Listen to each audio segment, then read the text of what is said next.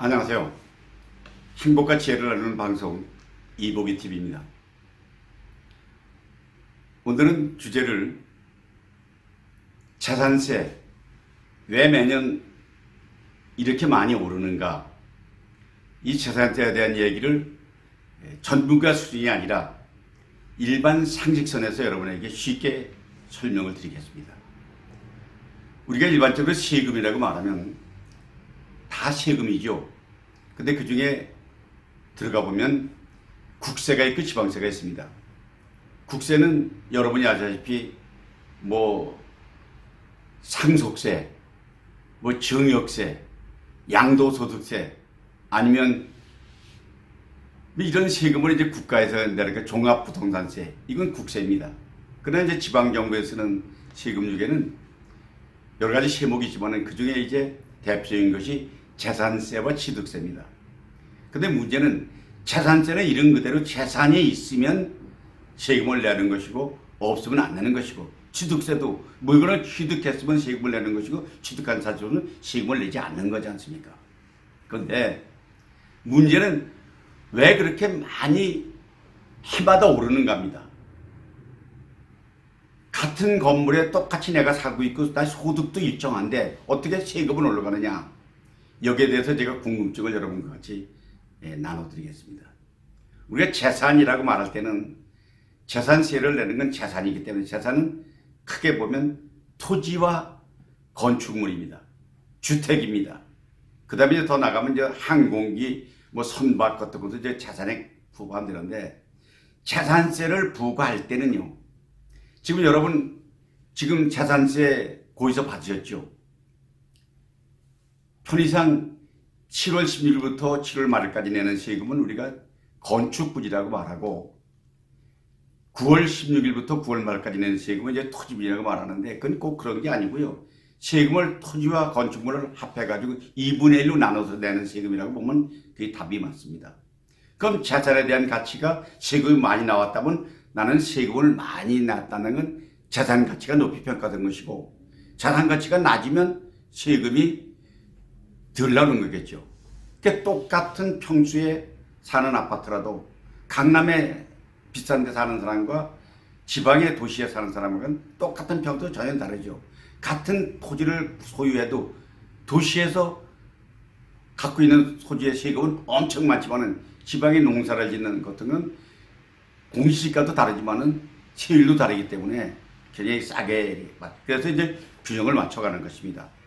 그럼 재산세를 내는데 그 토지에 대해서, 주택에 대해서 내는 기준이 뭐냐면, 토지는 공시지가라는 게 있습니다. 그 토지에 대한 국가에서 이 땅은 평방미터당 얼마라는 걸 공시하는 것입니다. 하기 전에 미리 전문 감정평가자들이 표준이를 만들어가지고 표준이에서 기준을 넣어가지고 그 일대 해가지고 그걸 공시를 합니다. 그래가지고 이 시정을 받거든요.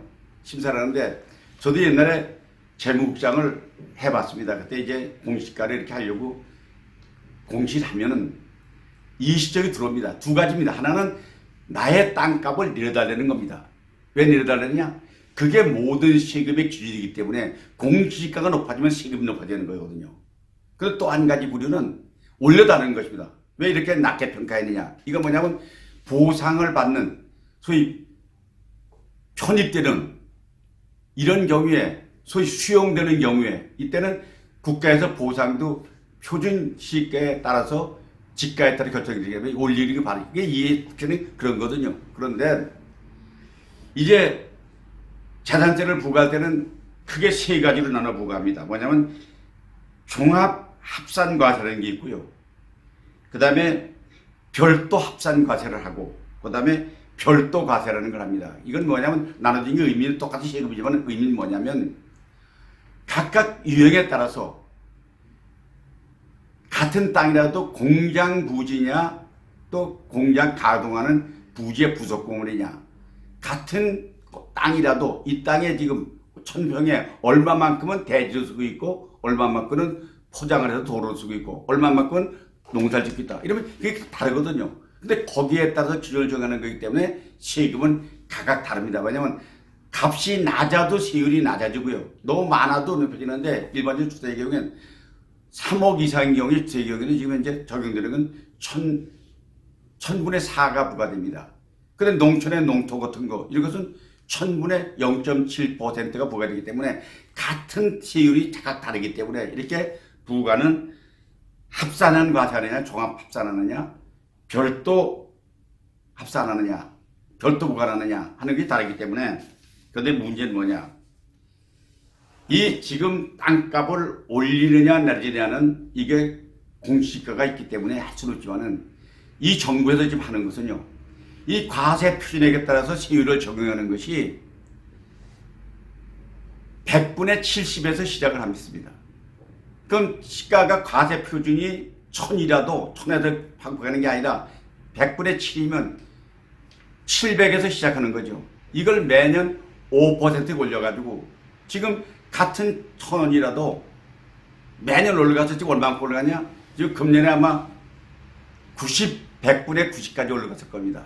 또 내년에 또 올라갈 겁니다. 5%가 올라갈 겁니다. 그러니까 같은 건물에 같은 사람이 같은 소득으로 살아가도 세금 올라가는 거거든요. 그래서 이제 요즘 말할 때 세금 폭탄이니 뭐 이렇게 얘기가 나오고 하고 또 뭐 조세 저항이 일다 하고 그러고 그러는데 근데 국민으로서 세금을 내는 건 납세의 의무니 어쩔 수 없겠지만은 그래도 기간 내 세금을 안 하면 또 가산금이 있잖아요.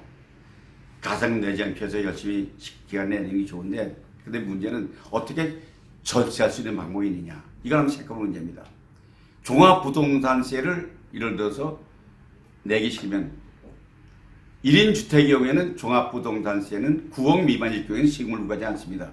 그런데 1인 2주택의 경우에 이럴 경우에는 그 과세 표준이 6억으로 떨어집니다.